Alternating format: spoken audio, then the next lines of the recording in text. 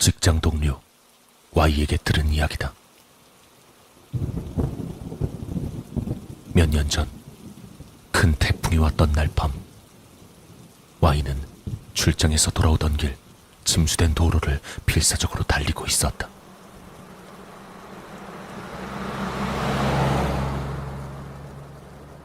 시간은 자정 근처. 저녁이 지날 무렵부터 호우경보가 내린 상태였기에 그 무렵엔 다른 차도 거의 없었다. 그저 수십 미터 간격으로 놓인 가로등 불빛만 따라갈 뿐 시야는 가히 최악이었다. 도로는 점점 불어나는 물에 잠겨가고 있었다. 그럼에도 Y는 어떻게든 쏟아지는 빗 속에서 와이퍼를 최대한 빠르게 켠 채 필사적으로 달리고 있었다. 하지만 마침내 더는 나아갈 수 없는 상황이 와버렸다. 창을 열고 차 아래쪽을 살피니 타이어가 거의 물에 잠긴 수준이 되어 문틈새로 물이 서서히 새어 들어오고 있었다.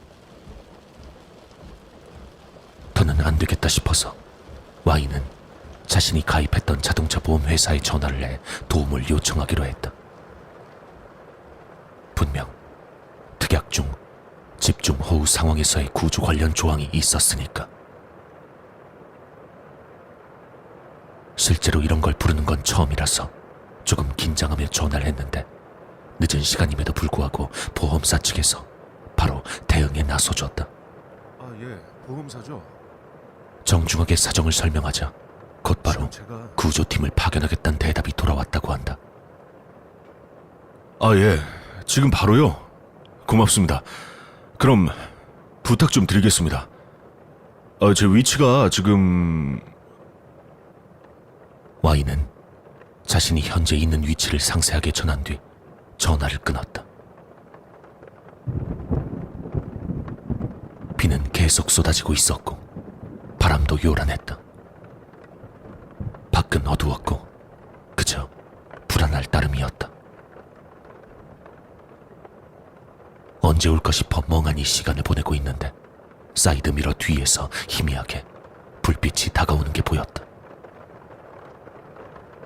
구조대가 온 거라 생각한 Y는 안심했다. 곧 소형 트럭으로 보이는 차가 Y의 차의 뒤에 딱 멈추더니 우비를 입은 스텝으로 보이는 사람이 다가왔다.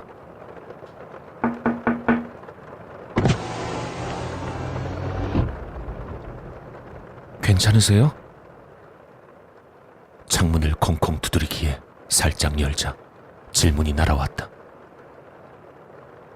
생각보다 젊은 남자였지만 Y에겐 구세주처럼 보였다. 예, 아직은. 근데 생각보다 엄청 빨리 오셨네요. 예, 그것보다 나오실 수 있겠어요? 글쎄요, 이게 지금 수압 때문에 문이 안 열릴 것 같은데. 예, 그럼 창문으로 나오시죠? 제가 끌어드릴게요. 솜씨 좋은 스태프 덕분에 Y는 무사히 차에서 나올 수 있었다. 스태프는 자신이 입은 것과 같은 우비를 Y에게 건네고 뒤편 트럭까지 안내했다. Y는 구조 차량 조수석에 탔고 스태프가 건넨 수건으로 몸을 닦고 있었다. 스태프는 Y의 차 엔진과 침수 상황을 조사해야 한다며 잠시 기다려달라고 말했다. 제가 지금부터 잠깐 나가서 차량 침수 사항이랑 그리고 엔진도 좀 점검을 해야 되거든요. 그러니까 여기 잠시만 대기해 주시겠어요? 그리고 이건 서비스입니다. 몸이 좀 따뜻해질 거예요. 스태프는 Y에게 보온병을 내밀고 빗속으로 걸어 나갔다.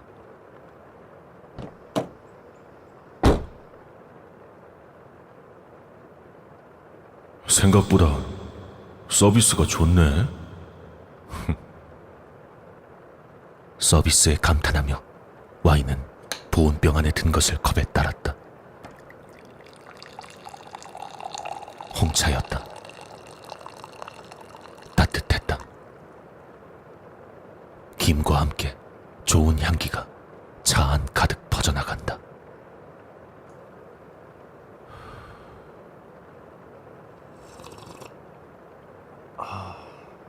뜨거운 걸 잘 못 먹는 탓에 야금야금 마시고 있는데 전화기가 울려왔다.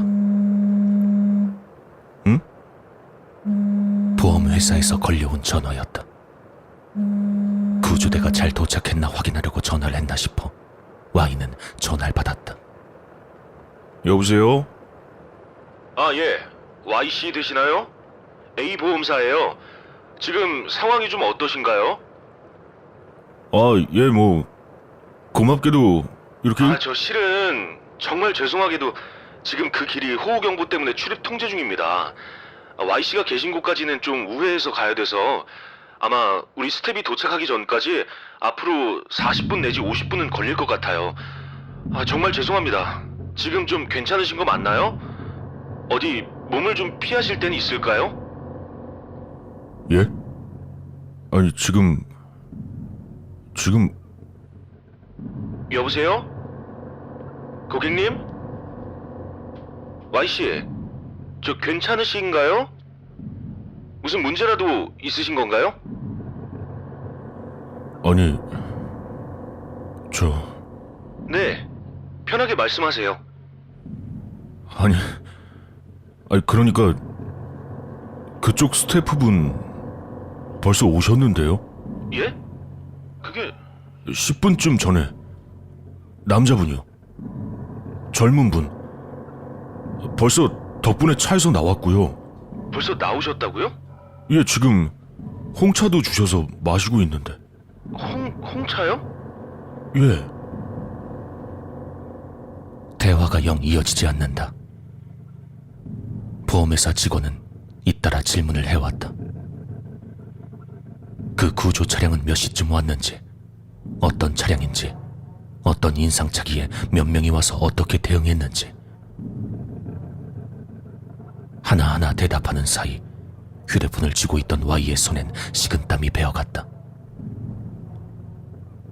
불안 때문에 자신이 점점 빠르게 말하고 있는 게 느껴졌다. 저 고객님, Y씨, 일단 진정하고 들으세요. 보험사 직원은 그렇게 말한 뒤 한호흡 쉬고 이렇게 물어왔다. 그러니까 지금 와 계신 그 스텝이라는 분이 정말 저희 직원인지 확인해 보셨나요? 말씀하신 복장이나 차량 같은 것도 저희 회사 직원들이 사용하는 것과는 좀 다르고요. 그리고 호우로 인한 구조를 나갈 땐 최소 2명 이상의 인원이 편성되고, 그리고 저희는 홍차 같은 걸 서비스로 준비하지도 않습니다. 혹시 제대로 확인해 보신 거 맞나요? Y는 영문을 알 수가 없었다. 보험사 직원 역시 당황한 기색이 역력했다.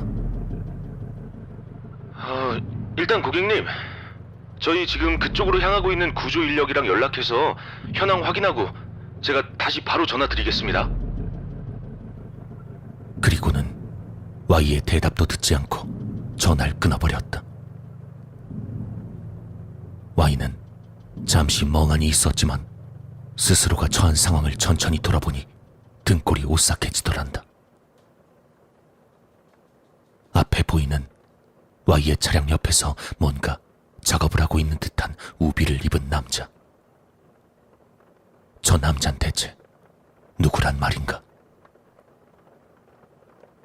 보험회사의 직원이 아니라면 지금 내가 타고 있는 이 소형 트럭은 대체 무엇일까?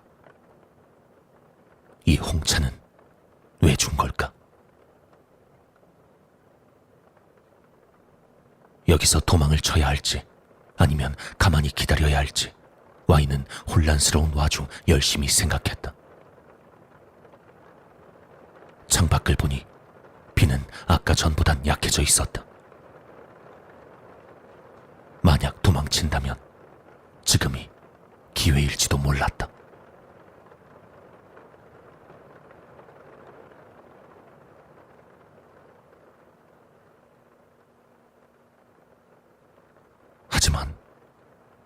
도망을 간다 해도 어디로? 게다가 도망치기엔 물이 불어나 최악인 상황이었다. 문득 앞을 보니 남자의 모습이 보이지 않았다. 당황한 Y는 앞유리에 서린 김을 닦고 다시 살폈지만 역시나 아까 전까지 보이던 우비 입은 남자의 모습은 어디에도 보이지 않았다. 어디로 간 걸까? Y는 결국 큰 맘을 먹고 밖으로 나가보기로 했다. 아까 남자가 주었던 우비를 입을까 말까 하다가 그만두기로 했다. 차에서 내리니 물은 무릎 밑까지 차 있었다. Y는 조심스레 소형 트럭의 주변을 한 바퀴 돌기로 했다. 남자와 마주치기라도 했다면 영락없이 비명을 질렀겠지만 그런 일은 없었다. 그 순간 전화기가 울려왔다. 보험회사였다. 예, 여보세요? Y씨, 저 괜찮으신가요? 10분 정도만 기다리시면 구조 인력이 도착할 것 같습니다. 조금만 기다려주세요. 저 괜찮으신 거죠?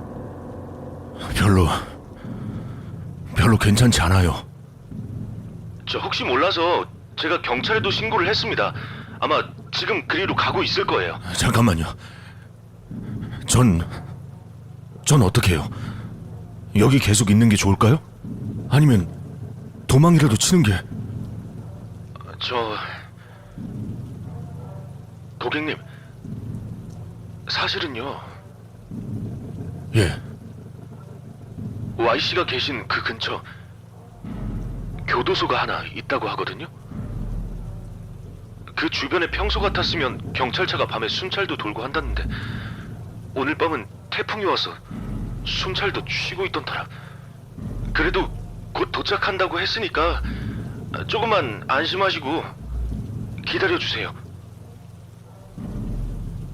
괜히 불안한 이야기만 늘어놓고 전화는 끊겼다. 전화는 끊겼지만 Y는 다시 차 안으로 돌아갈 생각도 할 수 없었다. 혹시 모른다는 생각에 다시 소형 트럭 주위를 한 바퀴 돌아보기로 했다. 그 남자의 모습이 호련히 사라진 것이 어쨌든 불안했으니까.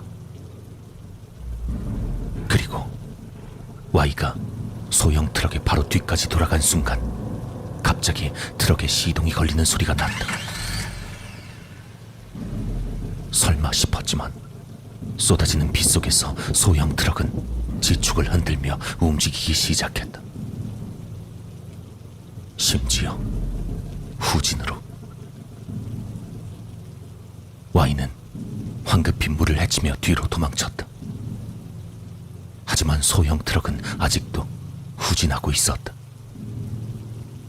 무척 느린 속도로.